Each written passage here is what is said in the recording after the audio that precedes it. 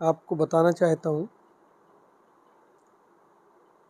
कक्षा 10वीं विषय विज्ञान के प्रश्न बैंक के विषय में, जिसमें आपको विषय विज्ञान के बारे में जानकारी मिलेगी। और मेरे पास में जो प्रश्न बैंक है वो है कक्षा 10वीं का वर्ष 2025-2026 के लिए त्रैमासिक परीक्षा के लिए स्पेशल है, जो कि लोक शिक्षण संचालनालय मध्य प्रदेश के द्वारा हमें प्राप्त हुआ है। आइए इसमें हम देखें। मैं सबसे पहले ब्लूप्रिंट की बात करूं, जो कि हमें प्राप्त हुआ है। इसमें 5 अध्याय देखने को मिलेंगे आपको। अध्याय 1 रासायनिक अभिक्रिया एवं समीकरण में इसमें बहुविकल्पीय प्रश्न, जो कि 4 प्रश्न आएंगे आपको, और 2 अंक के 2 प्रश्न, 3 अंक का 1 प्रश्न, 4 अंक का 1 प्रश्न, ऐसे कुल 15 प्रश्न आएंगे। और लगभग सभी में 15-15 अंकों के प्रश्न डिवाइडेड हैं। आपके पास में ये अवेलेबल हो, अगर हो तो आप देख सकते हैं, अन्यथा इसका आप स्क्रीनशॉट अपने पास में ले लें और इसको आप क्लियरली अपने पास में रख सकते हैं और ये समझ सकते हैं कि किससे रिक्त स्थान का आएगा, किससे रिक्त स्थान के क्वेश्चंस आएंगे, किस अध्याय से सत्य असत्य आ रहा है, किससे सही जोड़े आएंगे, और एक वाक्य में प्रश्न कहाँ से आएंगे, और 2 अंक के किन किन से आ रहे हैं, 3 अंक के, 4 अंक के क्वेश्चंस जो हैं वो किन किन अध्याय से आएंगे। यहाँ पर आप एक स्क्रीनशॉट अपने पास ले लें और उसके बाद में इसको आप आगे रख सकते हैं। ठीक है, आगे बढ़ते हैं। जैसा कि आपको विदित है कि प्रश्न क्रमांक 1 से लेकर के प्रश्न क्रमांक 5 तक लगभग सभी एक जैसे प्रश्न है। किसी में सही विकल्प है, किसी में रिक्त स्थान है, सत्य असत्य है, सही जोड़ी और एक वाक्य है। और उसके बाद 6 से लेकर के 17 तक जो प्रश्न आएंगे वो होंगे आपके 2-2 अंक के, जबकि 18 से लेकर के 20 अंक के जो प्रश्न होंगे वो होंगे 3-3 अंक के। ऐसे कुल 3 प्रश्न होंगे। और 21 से 23 तक जो प्रश्न आएंगे उसमें 3 प्रश्न होंगे, जो कि 4-4 अंकों के निर्धारित होंगे। आइए अब हम बात करते हैं आगे रासायनिक अभिक्रियाएं एवं समीकरण के विषय में। खास तौर पे अध्याय 1 रासायनिक अभिक्रियाएं एवं समीकरण, थोड़ा सा मैं इसको बड़ा कर दूं तो आपको भी देखने में आसानी रहेगी। ये पूरा ब्लूप्रिंट के आधार पे ही क्वेश्चंस आएंगे आपको कक्षा 10वीं में। देखिए, सबसे पहले दिया है कि सही विकल्प चुनकर उत्तर लिखिए। तो इसके लिए क्या करेंगे, मैं एक पेंट ब्रश स्टार्ट कर दूं तो आपको आसानी रहेगी, है ना, समझने में। सॉरी, ये आ गया। तो सबसे पहले देखिए, निम्न में से कौन सा भौतिक परिवर्तन नहीं है। भौतिक परिवर्तन, उबलते पानी से जलवाष्प बनना भी भौतिक परिवर्तन है, बर्फ़ का पिघलना भी, जलना, है ना, और इसमें नमक का पानी में घुलना, ये भी भौतिक परिवर्तन है। कौन सा नहीं है, तो वो आएगा LPG का दहन। ये आपका सही उत्तर होगा। ठीक, इसके बाद में हम आगे चलते हैं। इसके बाद में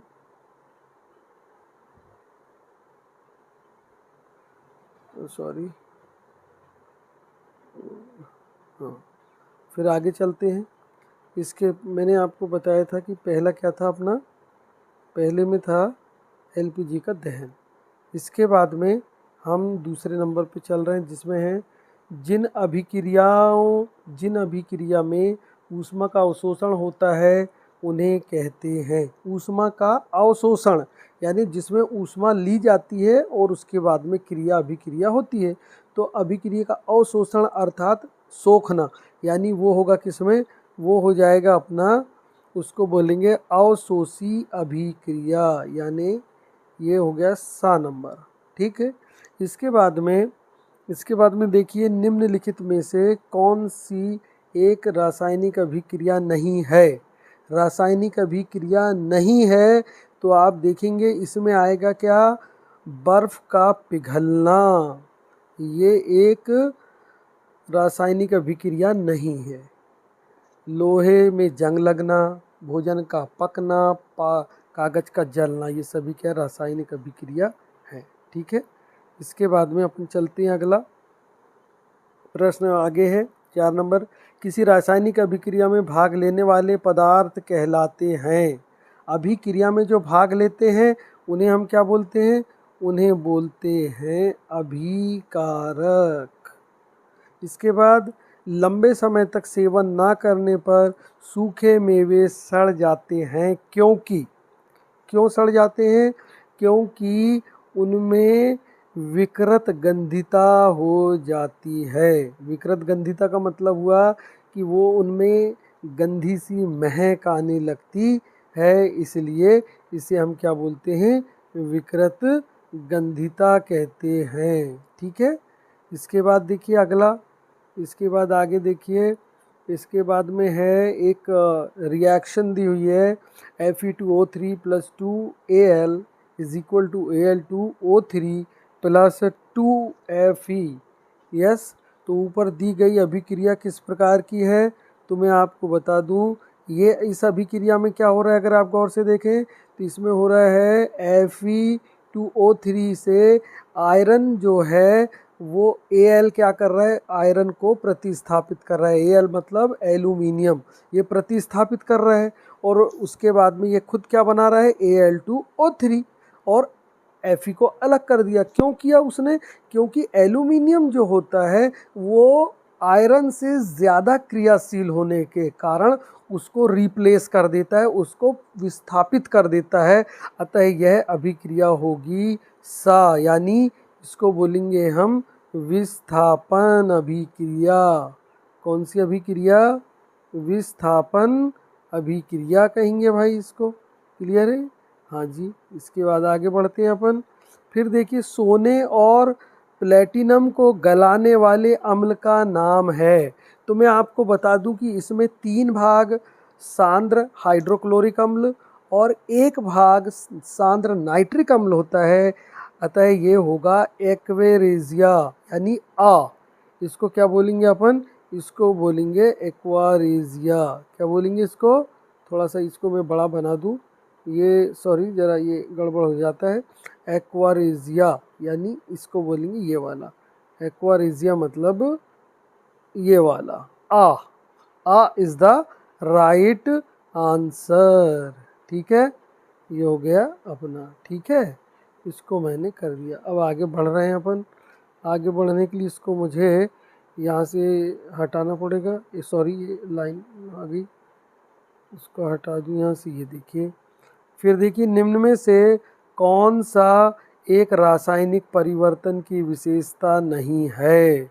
रासायनिक परिवर्तन की विशेषता नहीं है तो याद रखना, रंग में परिवर्तन हो रहा है, गैस का उत्सर्जन अर्थात गैस निकल रही है, या आकार में परिवर्तन हो रहा है, तो ये रासायनिक अभिक्रिया के लक्षण हैं, विशेषता है। ताप में परिवर्तन जो है ये रासायनिक अभिक्रिया की विशेषता नहीं मानी जानी चाहिए।